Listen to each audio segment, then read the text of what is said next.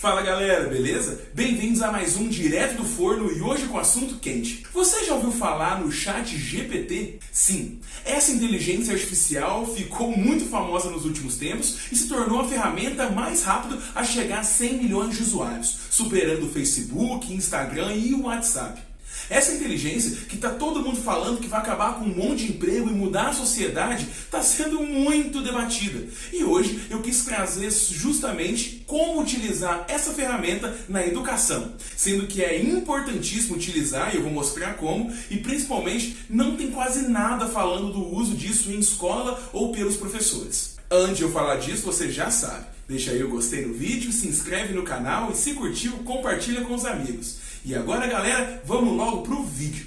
O ChatGPT é uma inteligência artificial que gera textos de forma natural. Essa é inclusive a explicação que o chat te dá quando você pergunta isso para ele.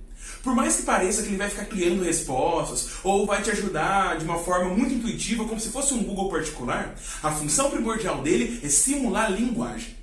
E isso é muito importante se falar, porque de muitas coisas que eu vou recomendar uso, eu também vou falar dos usos errados do ChatGPT. Então não, você não deve usar ele para criar coisas de maneira criativa. Para isso existe o ser humano.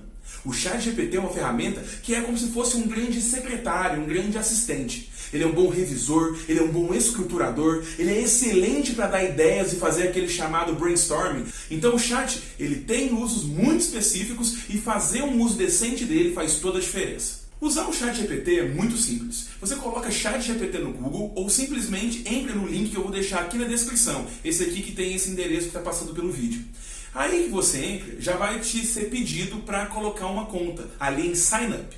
Clique em Sign Up, cria a sua conta utilizando o seu e-mail, colocando a sua senha e pronto. Você já tem um login e vai conseguir entrar no ChatGPT.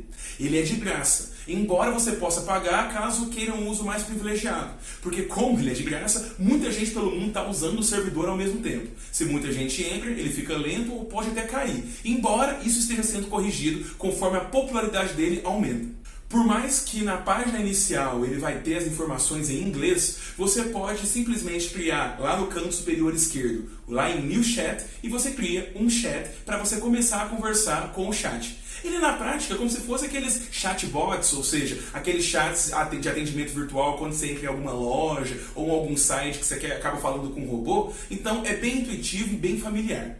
E por mais que esteja em inglês, você pode, depois que clicar lá em New Chat, criar uma conversa com ele em português. Ele vai te responder e vai ficar tudo certo. A primeira recomendação que eu te dou no ChatGPT é começar a brincar. Ele é muito intuitivo, ele realmente conversa com você, responde muito bem a comandos. Então você pode brincar de escreva um romance utilizando a linguagem grega para falar de uma romance adolescente do século XXI. Ou você pode pedir para falar a Segunda Guerra Mundial em cordel. Ou você pode pedir alguma escritura aleatória que passar pela sua cabeça. Brincar é uma parte muito boa de chegar e conhecer a ferramenta.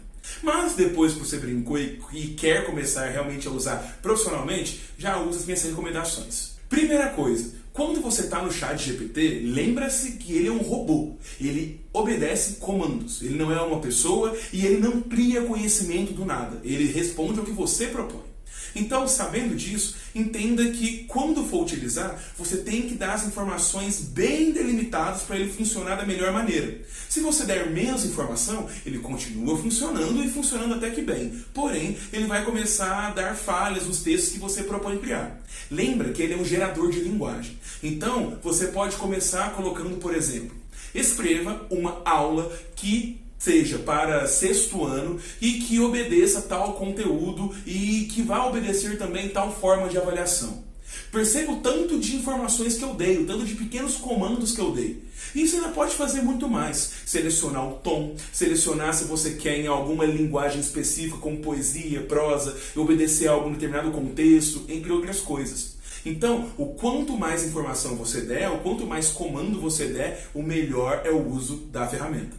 2. Entenda que o ChatGPT ele é para fazer o trabalho braçal. Não coloque ele para criar questões, não coloque ele para buscar respostas, não teste o conhecimento dele de forma como se fosse um Wikipédia, porque ele vai falhar. Ele cria referências do nada, ele finge que é autores, e sendo que determinados autores nunca falaram determinada coisa, e ele principalmente vai tentar fingir coisas para simular melhor a linguagem que ele está propondo. Ele vai te ajudar a escrever, não a criar.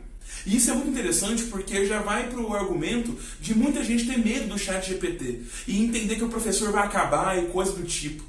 Bom, se você entende educação como apenas escrever no quadro ou decoreba, realmente sua profissão está com os dias contados. Até porque a nova seleção de habilidades e competências que a nova BNCC traz, que o novo ensino médio traz, e inclusive a educação que é feita globalmente, já matou esse tipo de educação clássica e conservadora lá do século XX, XIX e até mais de antes.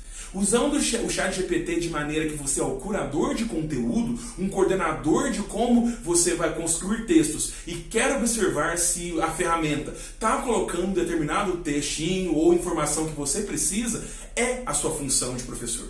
Então, fazer esse ato de coordenar e curar o que ele está falando é o melhor uso dele. Então, quando você estiver pedindo ele, por exemplo, em história, para ele fazer uma ajuda sua em Segunda Guerra Mundial, por exemplo, coloca lá, escreva uma aula de Segunda Guerra Mundial que você divida os tópicos, que você coloca os principais assuntos e que você tem que avaliar de tal maneira. Pronto. Ele vai te dar ideias de forma bem categórica, como se fossem capítulozinhos, tópicos, e você vai ter uma noção muito melhor. Você não precisa seguir a risco o que o ChatGPT fala. Mas quando ele coloca uma estrutura, um pequeno roteiro, faz toda a diferença para um professor. Que o trabalho braçal realmente você não vai ter. As ideias daquele brainstorming que eu falei vão estar na sua frente e facilita muito o seu trabalho e as sugestões que você vai fazer. 3. Peça sempre sugestões ao ChatGPT. Então, se você quer dar uma aula de Revolução Francesa, ou saindo um pouquinho da história, quer falar de trigonometria, quer falar de advérbios, sujeitos, ou entre outras coisas, peça a ajuda do chat e pergunte: chat, não precisa escrever o nome dele, só fala. Escreva sugestões de como dar uma aula de forma divertida. Essa é uma grande questão interessante porque o ChatGPT ele reúne todo o conhecimento da internet até 2021. Então ele utiliza todo o background dele, inclusive de sites educacionais, para te dar ajudas nesse quesito de sugestão e tudo mais. Então, ele vai te propor muitas atividades e você pode inclusive pedir por mais, porque ele é ilimitado. Então você vai lá e pede um debate, um teatro, uma lista de exercícios. Ele vai te dar ideias de como você pode gerir. E no caso, por exemplo, de uma lista de exercícios, por exemplo, peça para ele criar exercícios e você depois faz os ajustes. Não pegue de forma Ctrl+C, Ctrl+V. Peça para escrever exercícios, por exemplo, e utilize os que você achar melhor, por exemplo. Ou peça outros casos que ele ofereceu não te agradaram. E digo mais, quando você está vendo essas disponibilidades de outras atividades, a gente dá aulas de maneira muito menos conservadora. Então, novamente, seja crítico e por mais que ele dê sugestões, pense realmente se aquelas sugestões valem a pena, fazem sentido e, de novo, você sempre pode pedir por novas sugestões. Isso já é uma grande mão na roda para suas aulas ficarem diversificadas. 4. Quando você for utilizar ele para fazer textos base no modelo Enem, por exemplo, você quer acompanhar um exercício com um texto, faça isso, porque eu, pelo menos, adoro escrever os meus textos fingindo que sou outros autores do passado para, por exemplo, pedir características daquele texto. E o ChatGPT ele pode ajudar nisso, porque ele te ajuda a escrever. E você colocando as informações, falando se é terceira pessoa ou primeira pessoa, a classe social envolvida, nossa, ele te ajuda bastante nesse processo de criação. Mas é claro, ele vai fazer isso de maneira repetitiva, não vai ficar com uma coesão tão boa, e uma coerência também. Mas é aí que você entra, curando o conteúdo, ajustando, pedindo para ele colocar coisas. Então facilita bastante e te tira até um trabalho de querer realmente buscar uma fonte do passado, ou um autor antigo, mas claro, se você achar de bom tom trazer o autor de fato, aí não tem problema nenhum. Só lembre que o ChatGPT não vai te ajudar nisso, ele vai te dar referências falsas, então não peça textos, citações do passado, porque ele vai te dar coisas que não existem. E 5, concluindo, o ChatGPT é uma mão na roda gigantesca para a burocracia do professor.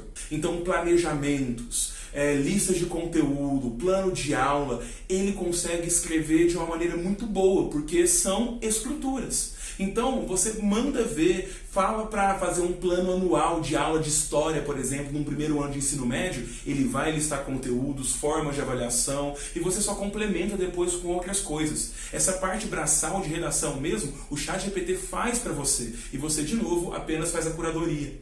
Além disso, como ele é um produtor de textos, caso você queira fazer comunicados, e-mails, ou pegar textos seus, copiar e colar no chat e pedir para ele resumir, deixar mais coerente, deixar mais coeso, ou mesmo testar o português, ver se pode ter sinônimos, melhorar o seu texto, o chat age como um ótimo assistente. Então fica esse critério, inclusive, não para professores, mas para coordenadores, secretários, supervisores que estão mexendo na gestão. Ajuda muito o trabalho de vocês. E é isso, galera. Eu acredito que esses usos que eu falei de maneira bem simplista aqui já dão uma caminhada muito longa e diminuem muito o trabalho de um professor ou de qualquer pessoa que trabalhe numa escola ou em outros cargos, inclusive. Ajuda advogado a rever a estrutura de processo, ajuda muita gente que mexe com escrever textos a melhorar a sua escrita ou já fazer o trabalho braçal daquelas redações assim. E tem noção que não vai acabar com o trabalho do professor. Na verdade, a gente deveria estar tendo um grande debate sobre como a formação continuada de professores deve englobar essas ferramentas, porque facilita demais o trabalho e muda muito aquela ideia educacional arcaica do professor como sempre e o aluno como um copiador ou apenas um receptor do conhecimento. O ChatGPT tira essa parte burocrática e braçal que muitas vezes impede o bom funcionamento do nosso trabalho como educadores. Beleza, gente? Vejo vocês semana que vem com mais um Direto do Forno. Façam esse vídeo correr por aí, porque o ChatGPT é muito útil. E vejo vocês na próxima. Até mais!